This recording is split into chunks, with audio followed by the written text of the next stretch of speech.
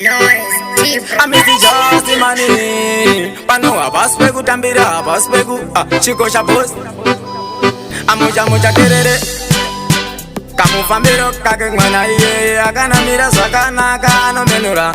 Kana getore sero kayemura. Baby manaskana ini domuda. Ninga muratiza sei kuti ndinomuda.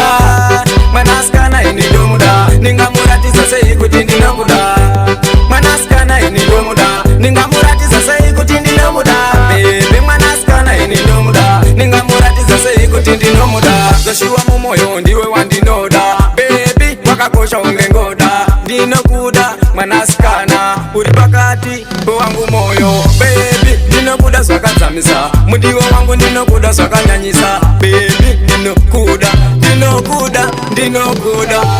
Baby manaskana ini ndomuda. Ninga muratiza sei kuti ndinomuda.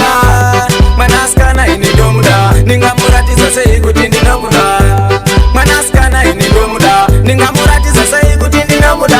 Baby manaskana ini ndomuda. Ninga muratiza sei kuti ndinomuda. Joshua baby ini ndinokuda. Umoyo mangu aumbeve wakabuda. Uri pakati kati pemoyo wangu. Baby ndinokuda kunze nemukati. Baby ini ndinokuda. Mwanasikana Joshua ndinokuda.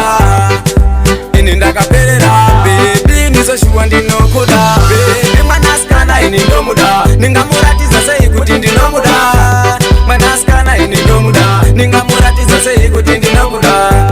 Mwanasikana ini ndomuda. Ninga muratiza sei kuti ndinomuda. Baby mwanasikana ini ndomuda. Ninga muratiza sei kuti ndinomuda. Joshua mumoyo ndiwe wandinoda. Baby wakakosha ungengoda. Ndinokuda mwanasikana uri pakati wangu moyo. Baby ndinokuda zvakadzamisa. Mudiwa wangu ndinokuda zvakanyanyisa. Baby ndinokuda. Baby mwanasikana ini ndomuda. Ninga muratiza sei kuti ndinomuda. Mwanasikana ini ndomuda. Ninga muratiza sei kuti ndinomuda.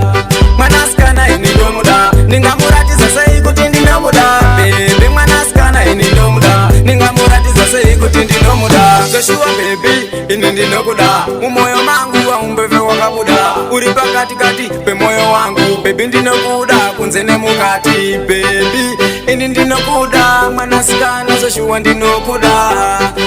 Ini ndakaperera. Baby ni Joshua ndinokuda. Baby mwanasikana ini ndomuda. Ninga muratiza sei kuti ndinomuda. Mwanasikana ini ndomuda. Ninga muratiza sei kuti ndinokuda. Nice D.